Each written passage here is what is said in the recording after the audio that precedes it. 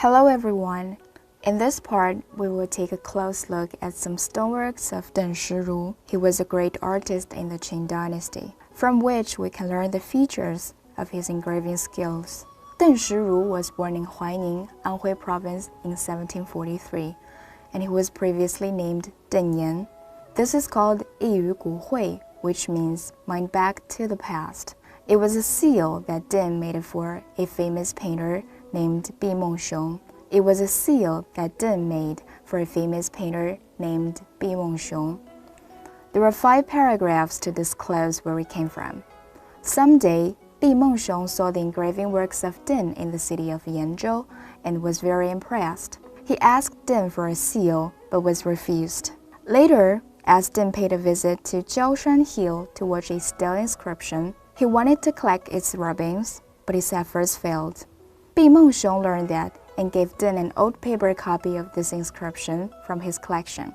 As Deng's dream came true, he felt so grateful, and he made the seal and gave it to Bi Mengxiong to show gratitude. Bi got the seal. He saw the great treasure and constantly studied its workmanship. He even wrote an inscription for the seal and asked Deng to engrave it on the top. The script styles on the 5 paragraphs are different. The story was actually recorded in seal scripts, official scripts, running scripts, and cursive scripts. And thus the seal looks so inspiring and powerful. From this seal, we can tell Deng's own philosophy that a seal should be made like a calligraphy work. And the Chinese characters on its top were meticulously processed to match the shape. And it created a lot of engraving techniques like winding, interlacing, fitting, and the comparison in density, and by which a unique style took shape. And please take a look. Look at this arrangement of the 4 characters within the frame of the seal, that the 3 of them were made closer to each other. For each character, the structure was well planned, like Yi, that looks dense in the upper part and loose in the rest. Yet the character Hui looks the other way around.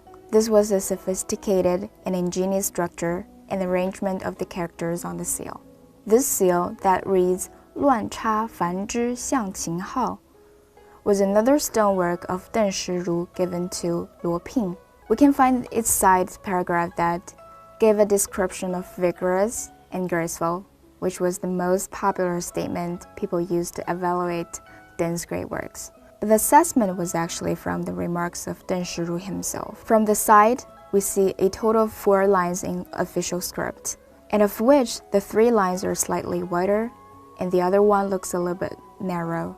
From a horizontal perspective, the characters are not aligned, but which in fact gives some extra power to the whole picture. The characters on the surface were aligned in the beat rhythm, that we can see a balance of density for the characters Luan and Fan, and another balanced way around for the character Cha, and the 2 characters Zhi and Xiang are sparsely in the structure, and the characters Qing and Hao are much denser.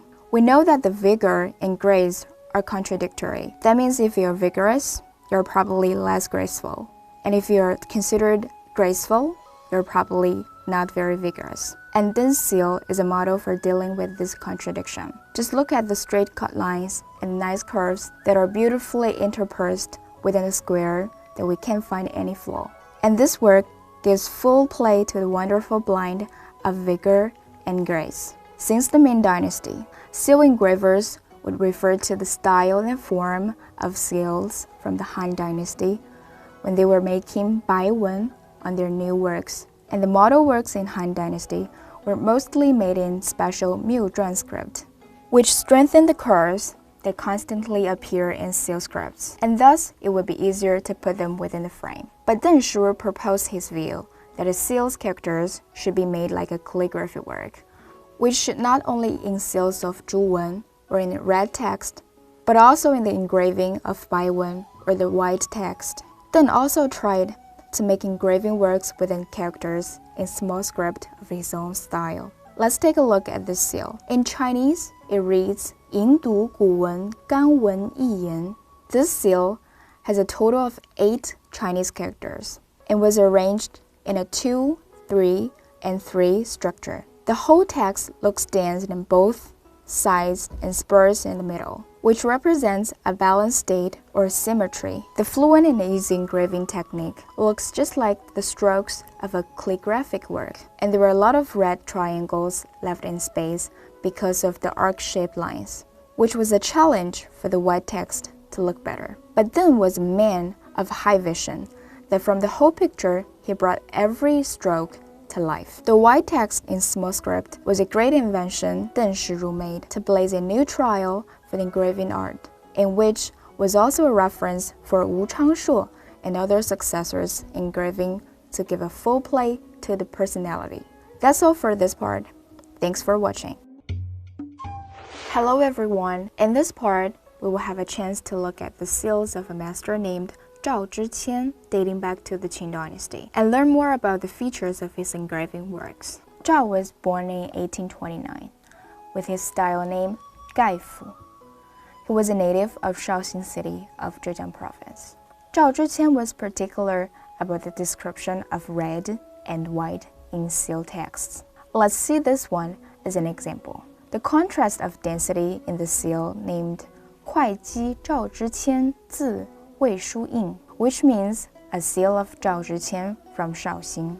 The 9 characters were aligned straight in 3 lines, and the density and the form of the characters themselves determined the alignment of them in the frame. Characters like 快, 姬, 赵, 谦, and wei are dense in strokes, and the characters 之, 字, 书, 印 are sparse in structure. And for those sparse characters, Zhao Zhiqian still tries to assess the state of density inside. Like the 2 characters, zhi and yin, are tied in the upper part, leaving a big space of red. The red space for the outer frame is also in an active balance. As the 3 characters on the right were dense in structure, he made the frame on the right slightly wider than that on the left to find the balance of red and white.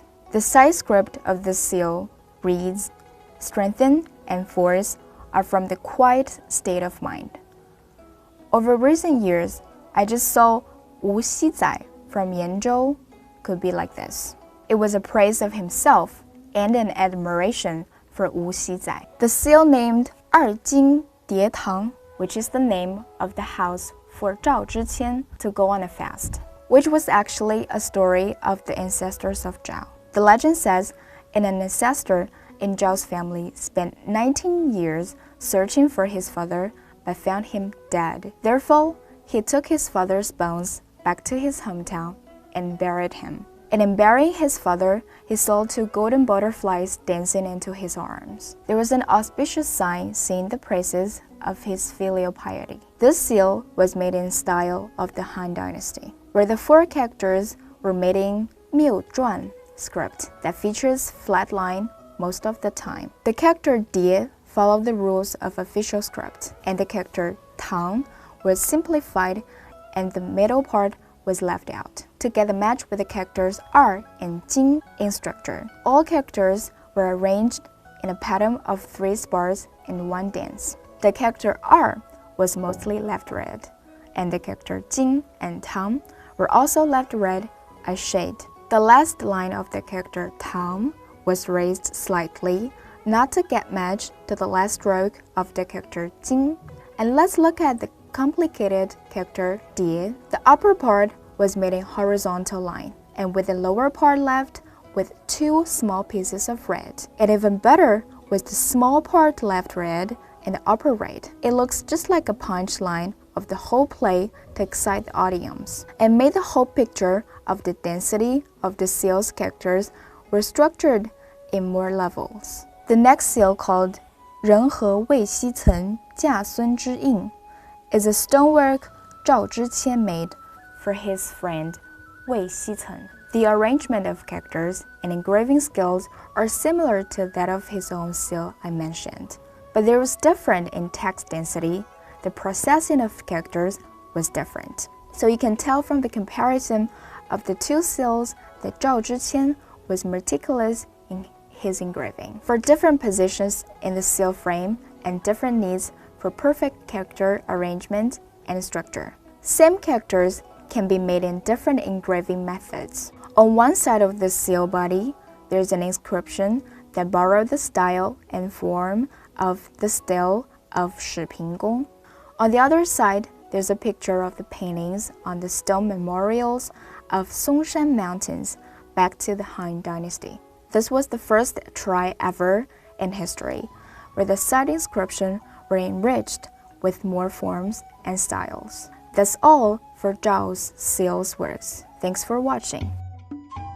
Hello everyone. In this video part, we will get a chance to see the works of Wu Changshuo. He was a great seals engraving master of the Qing Dynasty, and you will get to know something about the features of his techniques and style. Wu Changshuo was born in 1844 in the city of Anji, Zhejiang Province. He was actually named Wu Junqing, and his style name was Changshuo. 流水今日明月前身 was a verse of 司空图 that means the crystal flow of water stemmed from the shining moon.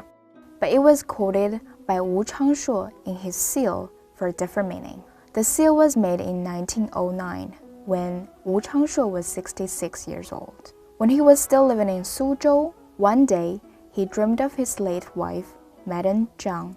By this time, nearly half a century had passed since Madame Zhang passed away. Wu Changshuo was filled with deep sorrows and inscribed the seal with the character 明月前身, and the back profile of Madame Zhang was also engraved on the side body of the seal. On one side he wrote, "This is the seal I made," and on the other side he engraved in red saying, "My first wife came back in my dream." The four characters were made in a seal script close to the style of the very old Shigu, which Wu Changshuo often used on his painting of plum blossoms. The seal Wu Changshuo Dalong was engraved in 1917. It was in this year Wu's another Shi was gone, who had been coupled with him for more than 40 years. Wu Changshuo felt so sad and suffered a serious sickness. As he came around, he inscribed a poem he made on the side body of the seal saying, "The recovery means like a crane with its soul back and the strings are broken that I can't play with them. I became deaf and my age is growing, that even a chance to meet butterflies didn't excite me." Wu Changshuo felt satisfied to the seal and said it was powerful as that on the steles dating the Han Dynasty. The seal does look powerful and skillfully made. And now, look at the 5 characters that stay together very close to the side frame on both sides. And they left only very little space of red in the upper part, which makes the focus of the seal upwards. So inside the character Wu, they left a red spot, and in the lower part, the character Da was left red. And the part as the upper of the character Long gave a horizontal line downward that he intentionally made to leave the red spots in various shapes. The left part on the character Shuo seems downward to give a small piece of red space. The red spots, like a triangle in place, made the character steady in structure. There were vertical lines on the lower part of the printed surface, and the 2 dots of the right part of the character Shuo was written on preface to the ancient stone script. And crossing down in the lowest part of the character Long, there we see a similar arc stroke.